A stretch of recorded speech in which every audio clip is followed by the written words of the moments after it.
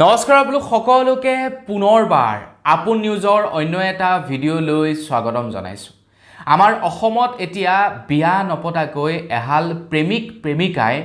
নিজ ইচ্ছা অনুসৰি এতিয়াৰে পৰা বিয়া নোহোৱাকৈ সন্তান জন্ম দিব পাৰিব।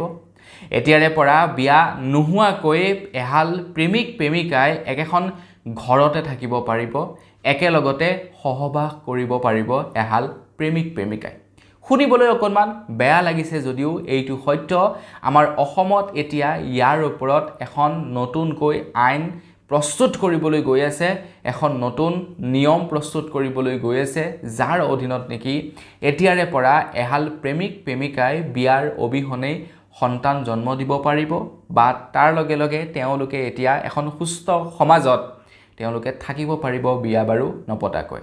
আগতে হয়তো আপোনালোকে দেখা পাইছিলে যে ল'ৰা ছোৱালী বিয়াৰ পাছতহে জন্ম দিব পাৰে,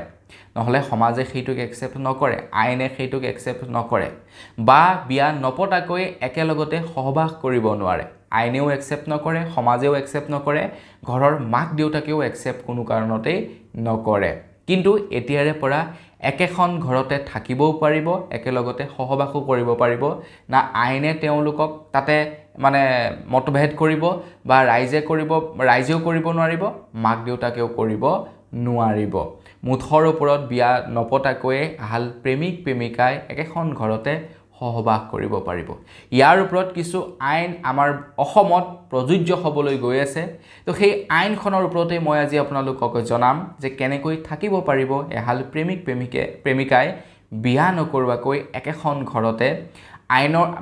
ৰাইজে যাতে কোনো ধৰণৰ তাতে ইণ্টাৰফেয়াৰ কৰিব নোৱাৰে বা প্ৰশাসনে যাতে কোনো ধৰণৰ তাতে আপোনাৰ ইণ্টাৰফেয়াৰ কৰিব নোৱাৰে, কেনেকৈ থাকিব পাৰিব বৈধ প্ৰক্ৰিয়াৰ দ্বাৰা, সেই সম্পৰ্কে ইয়াতে জনাম। কি নিয়ম প্ৰযোজ্য হ'বলৈ গৈ আছে সেই সম্পৰ্কে জনাম। ভিডিঅ'টোৰ প্ৰথমৰ পৰা শেষলৈকে চাই থাকিব। শুনিবলৈ বেয়া লাগিলেও এয়া সত্য, এইটো হ'বলৈ গৈ আছে, অলৰেডি হৈও আছে আমাৰ অসমত, নোহোৱাও নহয়। কিন্তু এইটো এতিয়া আইনলৈ পৰিৱৰ্তন হ'ব, আৰু আইনলৈ পৰিৱৰ্তন হোৱাৰ লগে লগে আপোনালোকৰ ওপৰত কোনেও প্ৰশ্ন উঠাবই নোৱাৰিব। আপোনালোকক চৰকাৰে স্বীকৃতি দিব, সেই অনুসৰি আপোনালোকে লিভ ইন ৰিলেশ্যনশ্বিপত থাকিব পাৰিব বা বিয়া নপতাকৈ একেলগতে থাকিব পাৰিব। তো বন্ধু বান্ধৱীসকল, গোটেই আইনখনৰ বিষয়ে আপোনালোকক জনাম, কেনেকৈ থাকিব পাৰিব সেই সম্পৰ্কেও জনাম। ভিডিঅ'টো প্ৰথমৰ পৰা শেষলৈকে চাই থাকিব। মই শ্ৰী পাঞ্জি গগৈ, আপোনালোকে চাই আছে আপোন নিউজ। আহক আৰম্ভ কৰোঁ আজিৰ ভিডিঅ'। আগবাঢ়িছোঁ আজি খবৰটোৰ ফালে। এই খবৰটোৰ পৰা পৰাপক্ষত আপোনালোকৰ ল'ৰা ছোৱালীক অকণমান আঁতৰাই ৰাখিব, নহ'লে ল'ৰা ছোৱালীয়ে কিন্তু সুবিধা লৈ ল'ব পাৰে। বাকী যিহেতু নতুনকৈ এটা নিয়ম প্ৰযোজ্য হ'বলৈ গৈ আছে, সেই হিচাপত মই আপোনালোকক এই নিয়মটোৰ সম্পৰ্কে জনাবলৈ আহিছোঁ। বাকী পৰাপক্ষত আপোনালোকে ঘৰৰ ল'ৰা ছোৱালীক এই নিয়মটোৰ সম্পৰ্কে নজনাবই, নহ'লে তেওঁলোকে এটা সুবিধাহে লাভ কৰিব। কিন্তু বৰ্তমান সময়ত বহুতো ল'ৰা ছোৱালীক আমি দেখিবলৈ পাওঁ বিয়া নোহোৱাকৈয়ে তেওঁলোকে একেখন ঘৰতে থাকে। বিয়া নোহোৱাকৈয়ে বহু ল'ৰা ছোৱালীকো দেখিছোঁ সন্তান জন্ম হোৱা। এনেকুৱাও দেখা পাইছোঁ যে তেওঁলোকে একেলগতে থাকে আৰু তেওঁলোকৰ বিয়াৰ পূৰ্বেই সন্তানো তেওঁলোকৰ প্ৰায় জন্ম হোৱাৰ দৰে হৈ গৈছে। এনেকুৱা ধৰণৰো কেছ আমাৰ অসমত আমি দেখিবলৈ পাইছোঁ। এতিয়া এই বস্তুবিলাক আগতে সমাজে একচেপ্ট কৰা নাছিলে। যেতিয়া এহাল প্ৰেমিক প্ৰেমিকাই গুৱাহাটী মহানগৰী বা কোনোবা এখন ঠাইত ভাড়াঘৰ বিচাৰি যায় আৰু তেওঁলোকক যেতিয়া প্ৰশ্ন কৰে তোমালোক কোন হয়, তেওঁলোকে যদি কয় আমি প্ৰেমিক প্ৰেমিকা, আমি বিয়া পতা নাই, তেতিয়া ভাড়াঘৰৰ মালিকে তেওঁলোকক ভাড়া নিদিয়ে, আৰু দিবই বা কিয়? বিয়া নপতাকৈ এহাল প্ৰেমিক প্ৰেমিকাক কিয় থাকিবলৈ দিব? কিন্তু এতিয়াৰে পৰা তেওঁলোকে সেইটো স্বীকৃতি পাব, তেওঁলোকক এতিয়া ভাড়াঘৰ দিব পাৰিব, এতিয়াৰে পৰা তেওঁলোকে একেখন ঘৰতে থাকিব পাৰিব। তেওঁলোকক যদি কোনোবাই তাৰ মাজত কোনোবাই ইণ্টাৰফেয়াৰ কৰিবলৈ যায়,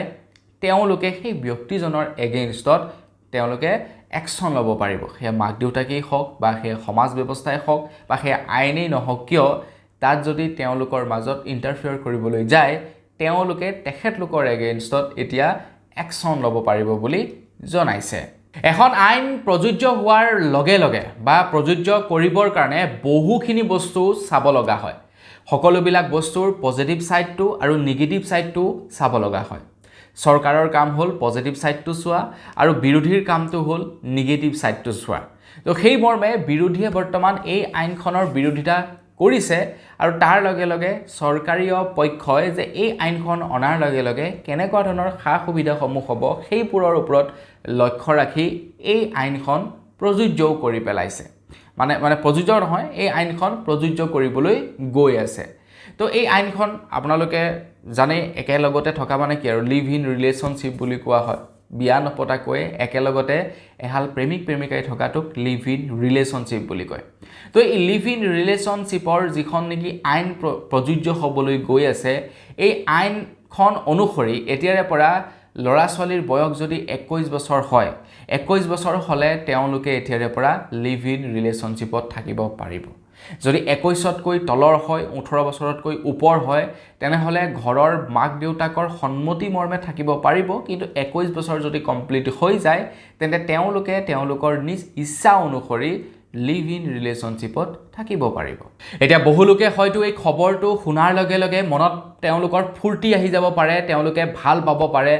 যে এতিয়া আৰু আমাক কোনে বাধা দিব এতিয়া আমি একেলগতে মোৰ ভাল পোৱা ছোৱালীজনীৰ সৈতে বা মোৰ ভাল পোৱা ল'ৰাজনৰ সৈতে একেলগতে থাকিম কোনেও বাধা আৰোপ কৰিব নোৱাৰিব কিন্তু ইমানো সিম্পল নহয় আপোনালোকে প্ৰথমে পঞ্জীয়ন কৰিব লাগিব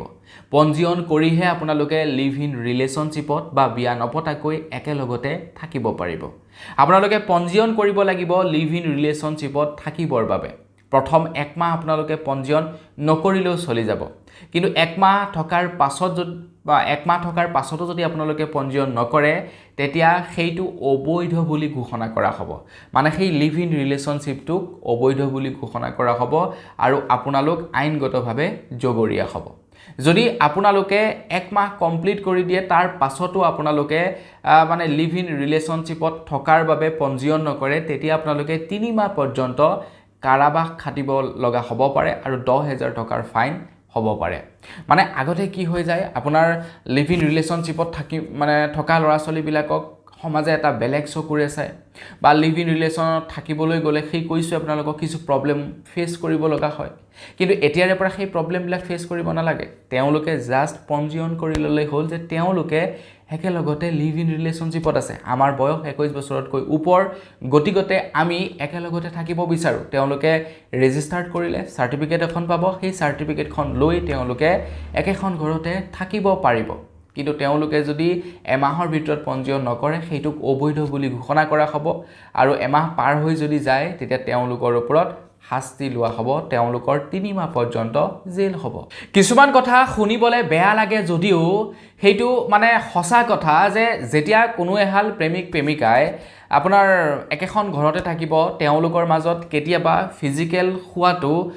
মানে অসম্ভৱ কথা নহয় কেতিয়াবা তেওঁলোকৰ মাজত ফিজিক্যাল হ'ব পাৰে যেহেতু তেওঁলোকে আইনগতভাৱে মানে একেখন ঘৰত থকাৰ স্বীকৃতি লাভ কৰিছে ভৱিষ্যতলৈ তেওঁলোকে যেহেতু বিয়া বাৰু পাতিব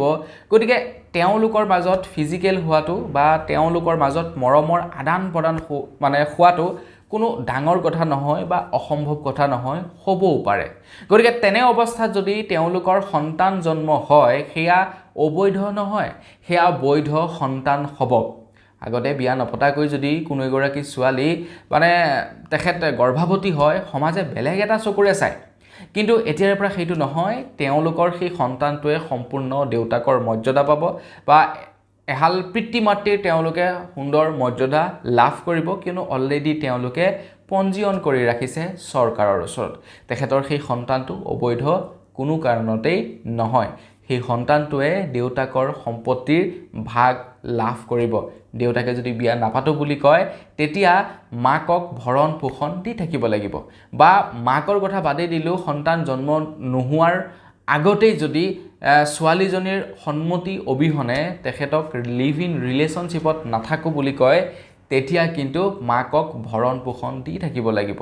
লিভ ইন ৰিলেশ্যনশ্বিপত যদি থাকিব নিবিচাৰে দুয়োজনৰে সন্মতি থাকিব লাগিব যেনেকৈ নেকি ডিভোৰ্সৰ সময়ত দুয়োজনৰ সন্মতি দৰকাৰ হয় ঠিক তেনেকৈ লিভ ইন ৰিলেশ্যনশ্বিপ ভংগ কৰিবলৈ যাওঁতেও দুয়োজনৰ সন্মতি থাকিব লাগিব আৰু যদি সন্তান জন্ম হয় তেতিয়া সেই সন্তানে দেউতাকৰ মৰ্যাদা লাভ কৰিব আৰু লগতে সেই সন্তানটিয়ে দেউতাকৰ সকলো সা সম্পত্তিৰ উত্তৰাধিকাৰী হ'ব বুলি জনাইছে এতিয়া আইনে স্বীকৃতি দিয়ক বা নিদিয়ক হওক বা আইনে স্বীকৃতি দিলেই যেনিবা কিন্তু আমাৰ অসমৰ সমাজ ব্যৱস্থাই বাৰু এই বস্তুটোক একচেপ্ট কৰিবনে টাউনীয়াসকলে একচেপ্ট কৰিব পাৰে কিন্তু গাঁৱলীয়াসকলে বাৰু এই আইনখনক একচেপ্ট কৰিব পাৰিবনে এইটো এটা ডাঙৰ কুৱেশ্যন মাৰ্ক বৰ্তমান সময়ত বিৰোধীয়ে কিন্তু এই আইনখনক বৰ্তমান সময়ত একচেপ্ট কৰা নাই সমালোচনা কৰা দেখিবলৈ পোৱা গৈছে যোৱাকালি অখিল গগৈ ডাঙৰীয়াই সমালোচনা কৰিছে এই আইনখনৰ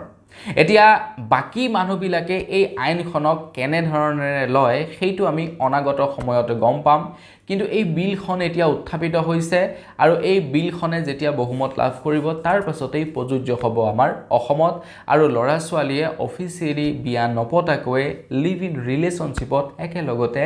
থাকিব পাৰিব মানে তেওঁলোকে স্বীকৃতি পাব একেখন ঘৰতে থাকিবৰ কাৰণে তো এই আইনখনৰ বিষয়ে জানি আপোনাৰ কেনেকুৱা লাগিলে এই নিয়মটো যদি প্ৰযোজ্য হয় কেনে হ'ব সেই সম্পৰ্কে জনাব বাকি সেই আৰু ইয়াতে মোৰ পাৰ্সোনেল অপিনিয়ন দিবলৈ নাযাওঁ তো মই এটা কথাই ক'ম যে যিয়ে আইন নানক কিয়